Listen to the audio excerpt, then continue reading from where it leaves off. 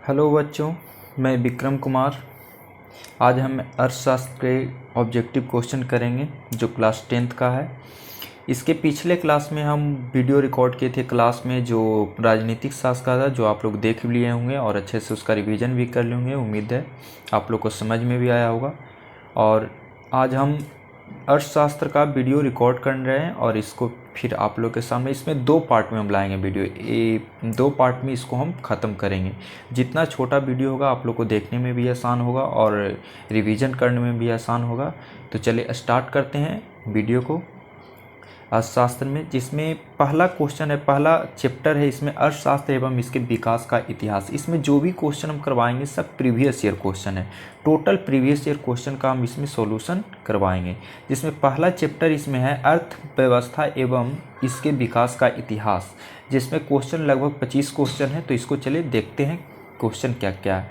जिसमें पहला क्वेश्चन है इसमें कि आर्थिक विकास का क्षेत्र क्या होता है। तो आर्थिक विकास का क्षेत्र इसमें कौन सा क्षेत्र होगा? तो आर्थिक विकास का क्षेत्र होगा इसमें सेवा क्षेत्र। इसमें ऑप्शन नंबर डी होगा, ठीक है ना। उसके बाद फिर दूसरा नंबर क्वेश्चन है भारत में योजना आयोग। भारत में क्वेश्चन है भारत में योजना आयोग का गठन कब किया गया? तो भारत में योजना आयोग का गठन 15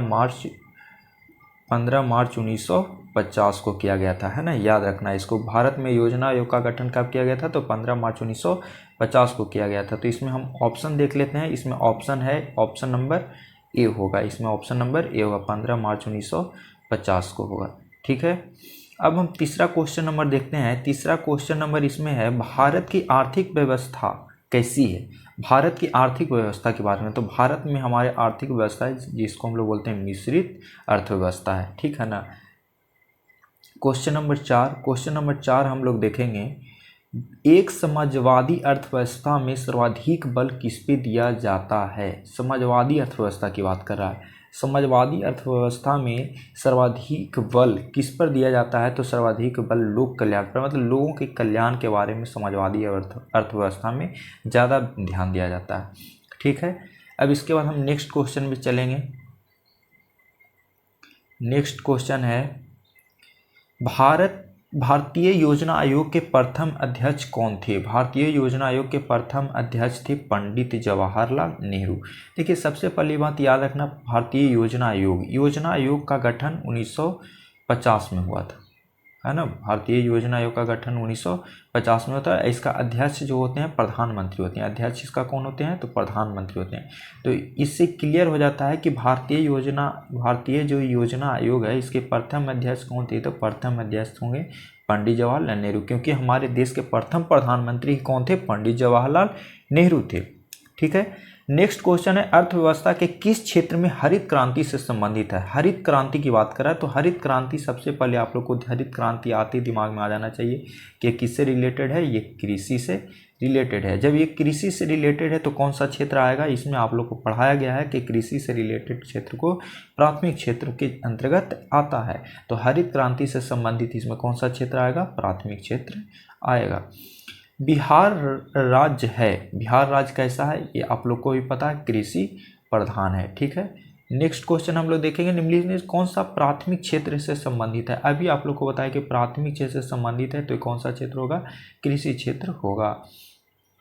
निम्नलिखित में से किस राज्य को पिछड़ा राज्य कहा जाता है? पिछड़ा राज्य आप लोग को सभी को पता होगा कि अभी पिछड़ा राज्य कौन है? तो बिहार है। निम्नांकित में से कौन बीमारू राज्य है? बीमारू राज्य की बात कर रहे हैं। देखो, बीमारू राज्य के बारे में सबसे पहले हम जानेंगे। BI से बिहार हो जाता है, M से मध्य प्रदेश हो जाता है, A से असम हो जाता है, R से राजस्थान हो जाता है और U से उड़ीसा हो जाता है। U से क्या हो जाता है? उड़ीसा हो जाता है।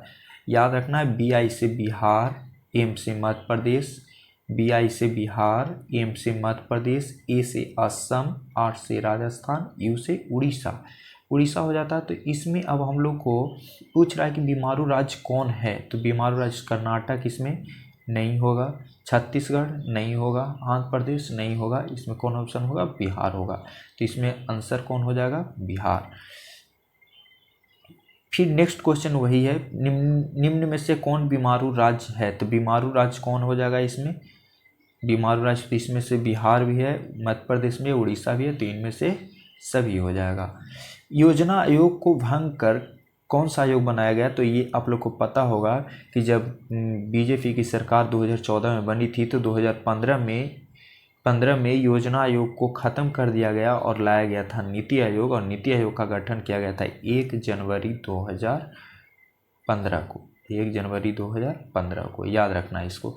योजना आयोग को ख़त्म कर करके कौन सा आयोग लाया गया था, तो कौन सा आयोग लाया गया था, तो इसमें लाया गया था नीति आयोग। और नीति आयोग का जो गठन हुआ था वो 1 जनवरी 2015 को लाया गया था, है ना, इसको याद रखना है। राष्ट्रीय विकास परिषद का गठन कब हुआ था, राष्ट्रीय विकास परिषद का गठन, इसमें से आप लोग को राष्ट्रीय विकास परिषद का गठन आप लोग को इसमें से ध्यान देना होगा कि राष्ट्रीय विकास परिषद का गठन कब हुआ था। तो इसमें आप लोग को बताया गया होगा, पढ़ाया गया होगा, राष्ट्रीय विकास परिषद का गठन 1950 में योजना आयोग का गठन हुआ था। 1951 ऐसी कोई तिथि है नहीं, 1952 में ही राष्ट्रीय विकास परिषद का गठन किया गया था। ठीक है, तो इसका ऑप्शन कौन सा होगा, राष्ट्रीय विकास परिषद का गठन 1952 में, याद रखना है इसको। ठीक है, नेक्स्ट है, जिस देश का राष्ट्रीय आय प्रति व्यक्ति आय अधिक होती है उस देश कहलाता है, उस देश का क्या कहलाएगा, विकसित देश कहलाएगा, याद रखना है। ठीक है ना, प्रति व्यक्ति आय से जिसका राष्ट्रीय आय अधिक होगा, ऐसे भी जिसका राष्ट्रीय आय अधिक होगा मतलब देश डेवलपमेंट की ओर है, देश डेवलपमेंट की ओर है, इसका मतलब वो विकसित देश है। कैसा देश है, विकसित देश है। देश में कितने विशेष आर्थिक क्षेत्र हैं, विकसित हैं, तो देश में कितने विशेष आर्थिक क्षेत्र विकसित हैं, तो इसमें से आंसर हो जाएगा इसमें आप लोग को 7। नेक्स्ट क्वेश्चन है आप लोग को, भारत में नीति आयोग की स्थापना कब हुई, तो ये आप लोग को बताए थे, अभी जस्ट चर्चा की है कि 1 जनवरी 2015 को योजना आयोग के स्थान पे ये लाया गया था। कौन बीमारू राज्य नहीं है, बीमारू राज्य नहीं है, तो बीमारू राज्य बिहार भी है, मध्य प्रदेश भी है, उड़ीसा भी है, तो ये कर्नाटक नहीं है। कौन सा द्वितीय क्षेत्र होता है, देखिए इसमें से याद रखना, प्राथमिक क्षेत्र कृषि आ जाएगा, द्वितीय क्षेत्र उद्योग आ जाएगा, और तृतीय क्षेत्र सेवा क्षेत्र आ जाएगा, है ना। तो ये तीनों याद है, प्राथमिक हो गया, ये द्वितीयक हो गया, ये तृतीय क्षेत्र हो गया। प्राथमिक कृषि, द्वितीय उद्योग, तीसरा सेवा क्षेत्र में आएगा। तो इसमें से कह रहा है कौन सा द्वितीय क्षेत्र है, तो द्वितीय क्षेत्र के लिए इसमें हो जाएगा उद्योग।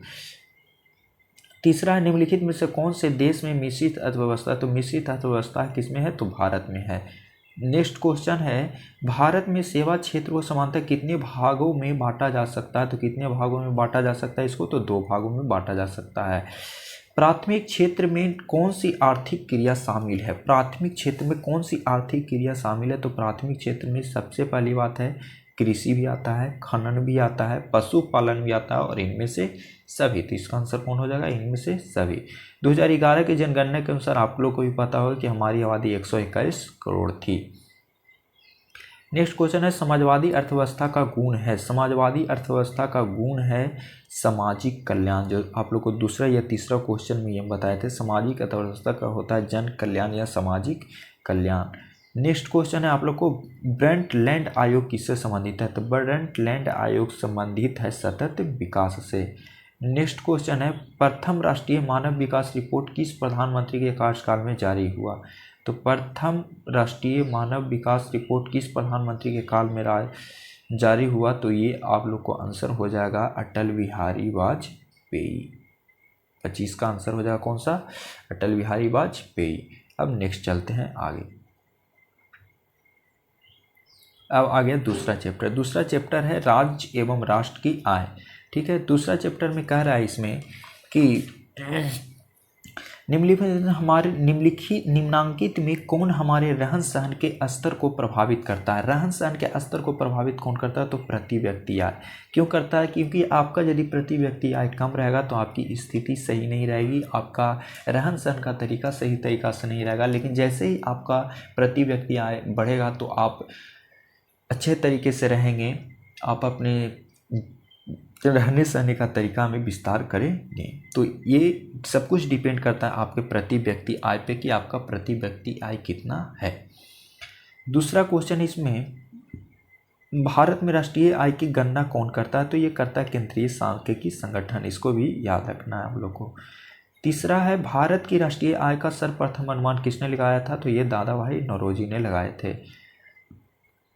नेक्स्ट क्वेश्चन है, भारत में किस राज्य के प्रति व्यक्ति आय सर्वाधिक है? तो ये भारत की बात कर रहा है तो गोवा, और यदि बिहार की बात करें तो पटना।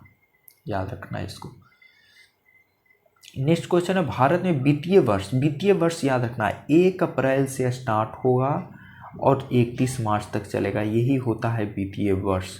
1 अप्रैल से स्टार्ट होगा और 31 मार्च तक चलेगा। अप्रैल और मार्च अप्रैल नहीं चलना है, अप्रैल और मार्च, 1 अप्रैल 31 मार्च, ठीक है। नेक्स्ट क्वेश्चन, बिहार के किस जिले की प्रति व्यक्ति आय अधिक है? तो यह भी बताया आप लोग को, पटना।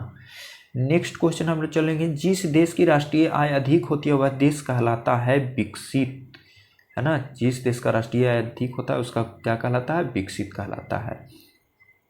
भारत में प्रति व्यक्ति आय सबसे कम किस राज्य का है? तो ये सबसे कम किसका है? तो बिहार का है।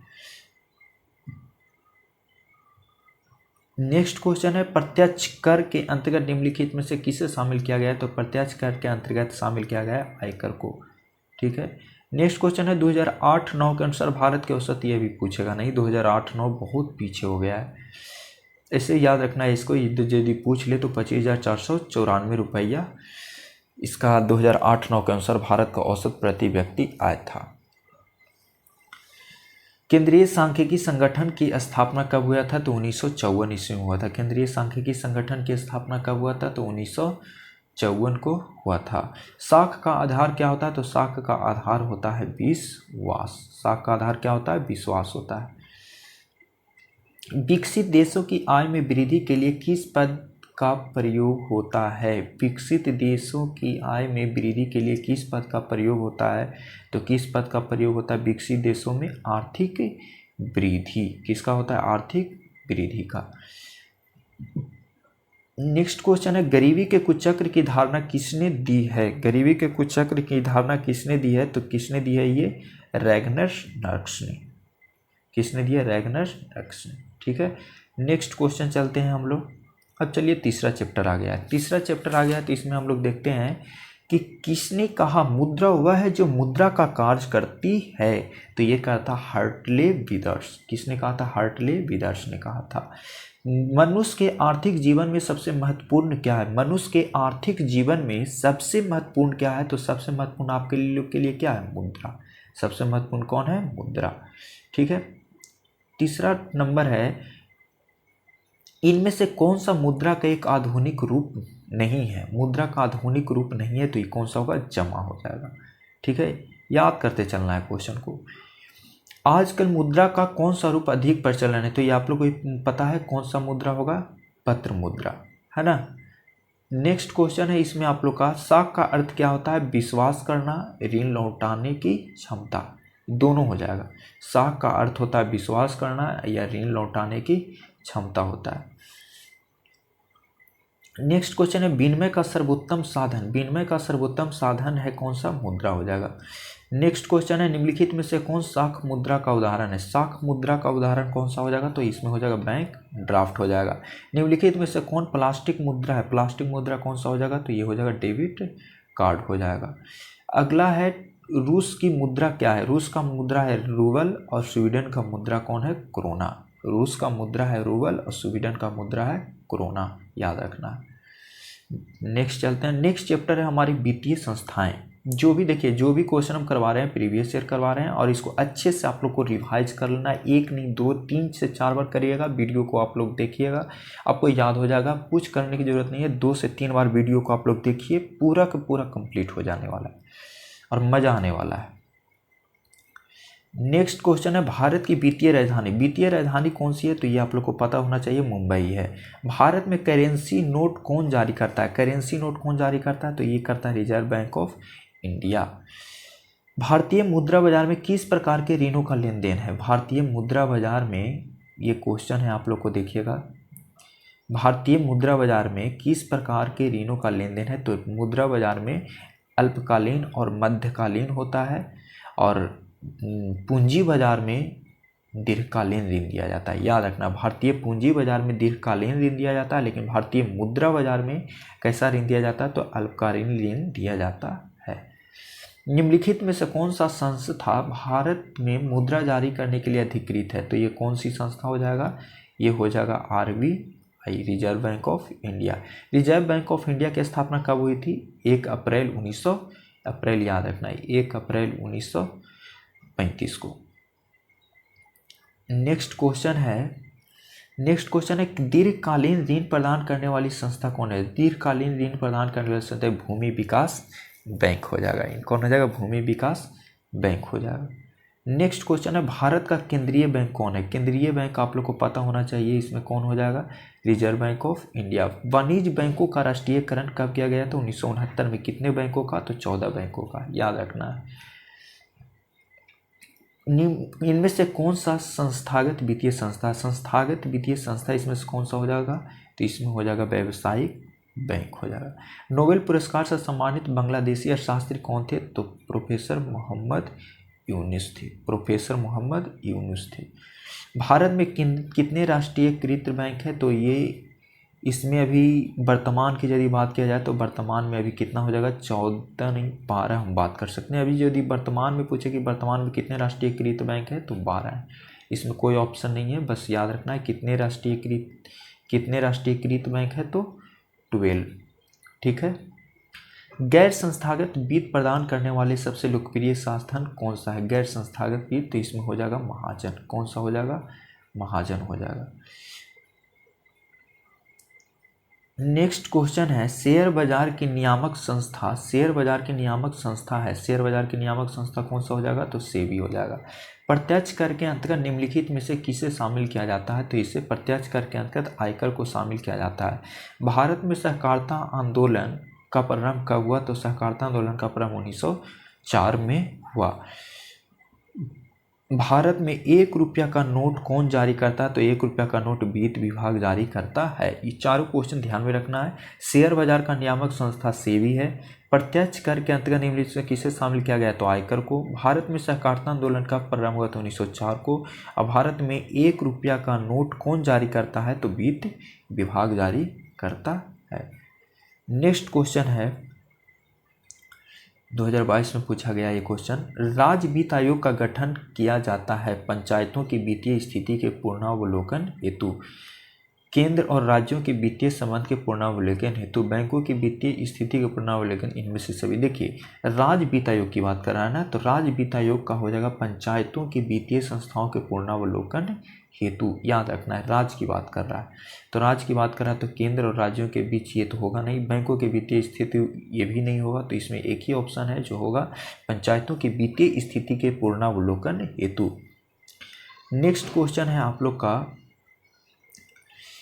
कृषि तथा ग्रामीण विकास के लिए पुनर्वित्त करने वाली संस्था कौन सी है? तो कौन सी होगा? कृषि तथा ग्रामीण विकास के लिए नाबार्ड है। कौन सी है? नाबार्ड है। सहकारिता का साख समिति कब पारित हुआ? तो ये हुआ था 1904 में। ग्रामीण बैंक के संस्थापक कौन थे? तो ग्रामीण बैंक के संस्थापक थे प्रोफेसर मोहम्मद यूनुस थे। ठीक है। अब देखिए अब कुछ इम्पोर्टेंट टॉपिक से निकाला हुआ ये है, जिसको एक बार देख लेते हैं। जैसे विश्व की मुद्राएं हैं, जो आप लोग को किताब में ये दिया हुआ है, आप लोग का जो सरकारी किताब है SCERT उसमें दिया हुआ है, तो एक बार देख लेते हैं। भारत का रुपया है, पाकिस्तान का पाकिस्तानी रुपया है, बांग्लादेश का टका है, नेपाल का नेपाली रुपया है, अमेरिका का डॉलर है, रूस का रूबल है, इंग्लैंड का पौंड है, अफगानिस्तान का अफगानी रुपया है, ईरान का रियाल है, इराक का दिनार है। इसको एक बार पोज कर करके इसको देख लेंगे, याद कर लेंगे। ठीक है। नेक्स्ट इसमें संस्थागत और गैर संस्थागत संस्था है। गैर संस्थागत संस्था में आ जाता है महाजन, सेठ साहूकार, व्यापारी, रिश्तेदार। संस्थागत संस्था में आ जाता है सहकारी बैंक, प्राथमिक सहकारी समितियां, भूमि विकास बैंक, व्यावसायिक विकास बैंक, क्षेत्रीय बैंक, क्षेत्रीय ग्रामीण बैंक, नाबार्ड एवं अन्य। इस ऑब्जेक्टिव में आया हुआ पॉइंट था, इस वजह से इस सबको हम क्लियर कर दे रहे हैं आप लोग को। उसके बाद और पॉइंट है भारतीय पूंजी बाजार। देखिए भारतीय मुद्रा बाजार आप लोग का आया था, जो किस तरह का ऋण प्रदान करता है, तो ये अल्पकालीन और मध्यकालीन। लेकिन पूंजी बाजार देखिए यहाँ पे दिया हुआ है कि पूंजी बाजार दीर्घकालीन ऋण उपलब्ध कराती है। ठीक है, तो याद रखना भारतीय पूंजी बाजार कैसी ऋण उपलब्ध कराती है, तो दीर्घकालीन ऋण उपलब्ध करवाती है। निक अब है साख। साख के बारे में देख लेते हैं। साख का अर्थ होता है विश्वास अथवा विश्वास और भरोसा। प्रोफेसर जीड के अनुसार साख एक ऐसा विनिमय कार्य है जो एक निश्चित अवधि के बाद भुगतान करने के बाद पूरा हो जाता है। साख के दो पक्ष होते हैं, एक होता है ऋणदाता और एक होता है ऋणी। ऋणदाता ऋण को देने वाला और ऋणी जो ऋण लेता है ना। साख का आधार क्या क्या होता है जो देख लेते हैं। साख के ये ऑब्जेक्टिव में पूछा हुआ था, आप लोग ध्यान से देखिएगा, इस वजह से ये सब क्लियर कर दे रहे हैं आप लोग को। साख के आधार होता है, साख के निम्न आधार होते हैं जिसमें पहला विश्वास है, दूसरा चुकाने की क्षमता है, तीसरा पूंजी की संपत्ति है, चौथा ऋण की अवधि है। साख पत्र क्या होता है, साख पत्र भी आप लोग का आया था। साख पत्र होता है, साख पत्र से हमारा मतलब उन संसाधनों से है जिनका उपयोग साख मुद्रा के रूप में किया जाता है। साख पत्र के आधार पर साख पत्रों को कई प्रकार हो साख पत्रों के आधार पर साख या ऋण का आदान प्रदान होता है। साख पत्र के कई प्रकार होते हैं जिसमें चेक है, विनिमय बिल है, बैंक ड्राफ्ट है, हुंडी है, यात्री चेक है, पुस्तकीय चेक है, साख पत्र है। ठीक है, तो ये था आप लोग का आज का सेशन, फर्स्ट सेशन। इसमें फर्स्ट पार्ट किए हैं, सेकंड पार्ट आप लोग को कल आ जाएगा, तो इसको आप लोग रिवाइज कर लेंगे। और इसी तरह से फिर हिस्ट्री का आ जाएगा, फिर ज्योग्राफी का आ जाएगा, और उसके बाद फिर आपदा प्रबंधन का जितना भी ऑब्जेक्टिव है वो आ जाएगा। इसको करवाने के बाद फिर हम साइंस का ऑब्जेक्टिव पूरा करवाएंगे। साइंस ऑब्जेक्टिव करवाने के बाद फिर मैथ का जो भी ऑब्जेक्टिव रहेगा वो भी करवाएंगे। तो आप लोग निश्चिंत रहें और तैयारी मन लगा करके करते रहेंगे, नंबर